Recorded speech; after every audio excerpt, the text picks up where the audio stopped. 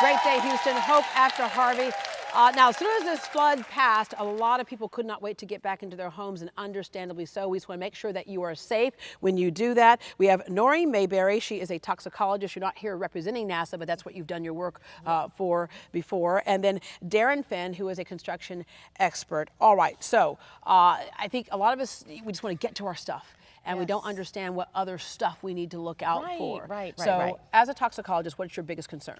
So my biggest concern is people not protecting themselves when they go into these contaminated environments, and then secondarily taking something from there and cross-contaminating a clean environment that they're currently in. So I'm really concerned to, I want to make sure that people are taking the right precautions and not just saying, oh, it's just mold, I see this all the time. Because right now we have a variety of species that you don't normally see. We've got a chemical mixture, we've got animal runoff, we've got so many biologicals mixed in. Chemicals, everything Absolutely. in there. Yeah. And then we say taking steps to protect yourself. Absolutely. One of those steps is to have an adequate face mask. Absolutely. So the reason why you want to do that is you have to protect your respiratory system, because the water, off-gassing or emanating or vaporizing from the water is actually the chemicals. The various chemicals, the biological contaminants, viruses, bacteria, it's all coming out of there. And so you've got a closed up environment that has been hot and sealed. And so it's basically just promoting the,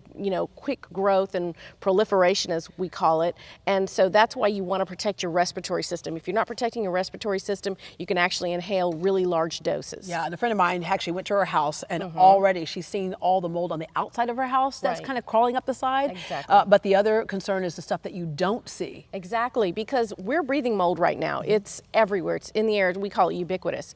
But at low levels, it doesn't bother you. But when it gets to high levels, the normally, okay mold becomes potentially toxic. And then you've got the truly toxic forms of molds and the mycotoxins that are being released, that are growing. They grow through heat, so even if you're washing things that, they're still there, they're still contaminated. All right, so not all masks are made the same. No, they're not. And so this one, I want them to use an N95 respirator. And then when they use it for, the day. I would say in a perfect world, I'd love for them to change it every 20 minutes, but don't reuse these day after day, because these are one-time use type masks. Yeah, all right, gloves? Will yes, these work? Gloves are good. I would say keep several pair, and when you put them on and you take them off, pull them off in a way that you're not touching the outside of the gloves. Just roll them down, and then make sure that you bag those and you don't take those anywhere that's contaminated, because you don't want to touch anything, even the stuff that you can save, like the non-porous metal material. Yeah, all right, and I had the jumpsuit here. Yes,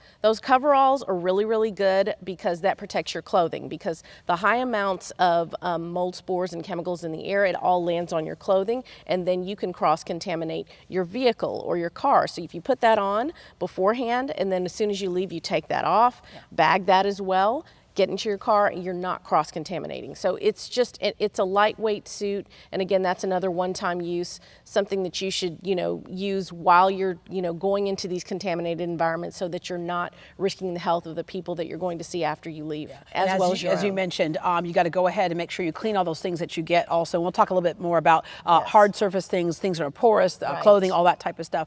But Darren, once people get their things, one of the things that they need to do is get that house just kind of as dry as possible. I know a lot of folks who are saying, hey, if you have a fan, can you drop it off? A fan by itself might not do it. Right. So we kind of look at it as kind of three stages in the recovery process. One is the demo. We got to get all that wet stuff out, and it's not just the contents. It's not just the drywall.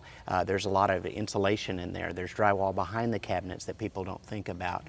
There's drywall that go behind the door jambs in some locations. And that drywall and sheetrock acts like a sponge, exactly. doesn't it? It's a gypsum board, and it's designed perfectly to not only absorb that moisture, but also to feed that mold. So that's all food for it to grow on. So we want to get all that out, and there's been so many volunteers that have been doing such a wonderful job to help all of the people that were impacted out, and they've saved a lot of things and kept a lot of damage from getting worse, but there's still a lot of work to be done even after the volunteers leave, to get all the rest of the stuff that you can't see out of the walls, get all that demo done, because we want to get rid of those food sources for that. And dehumidifier versus just a fan on something. And then the dry, so it's a two-step process with that. We want to move the air around, and we want to have high volume circulation of that air, and then the dehumidifiers that we put in. There's a big difference between maybe a box store special, dehumidifier or a box fan versus a commercial grade dehumidifier. A commercial grade dehumidifier is going to do the work of about 3 of those, box store specials to do that. So we want to get all that out as quickly as possible. Mold, I guess, can grow as quickly as 24 to 48 hours, and that goes very quickly. Absolutely. So we want to get all that food out of there and then get it dried up. Yeah, I heard from an insurance agent friend of mine who said, I want to make sure people understand that as much as as you can get done, it will help on the back end. It's like we can pay for the insurance for you to sheetrock and all that type of stuff and repaint, but what we don't want to do is have to pay for the mold, because now you're talking about a whole lot more money that you're eating up out of your policy. So if you can stop that mold growth, what you're really doing is saving more money for you to rebuild. And what I'd like to add to that also is that people are cutting right at the water line. You've got to go at least 14 inches past that water line, because yes, sheetrock is like candy to mold. It is a perfect food substrate. So even what you don't see now, it can be contaminated later on. So I've seen bad remediation jobs, I've seen bad tear out jobs, and then after rebuilding, then the mold comes back. And so I want people to take it seriously, and this is why you need someone who is a professional who knows this. Yeah, all right. We have some folks in our audience who have some questions this morning, and I know we have one on our Facebook also. And on Facebook, Jenny McGuire says, how much is this going to cost? That is the question that everyone's asking, and here's the concern. There are people who have policies to pay for damage, right? But then another friend of mine just found out that, well, forget about that policy to pay for your damage. You need to replace your house because now your foundation is unstable because it's been sitting in that water. And so we'll get to an insurance segment, later on this week. But how much is it going to cost? We really don't know, right? It depends on a lot of things. Yeah. Right. It's a very relative thing. For those folks that do have insurance, it's a little bit simpler for that to identify that.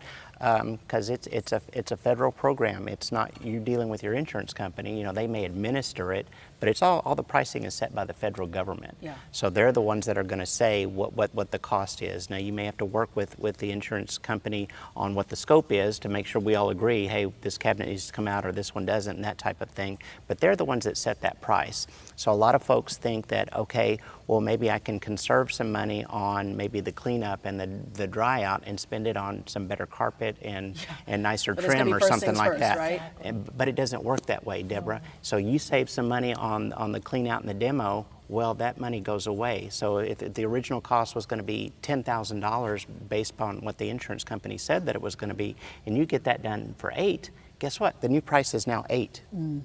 Yeah. So, and that's the way that it works. It's not and cheaper doesn't always mean better. Again, you got to make sure you get somebody who's professional. Yes. Correct. All right, we have Senora over here. Good morning. Good morning. And what's your question?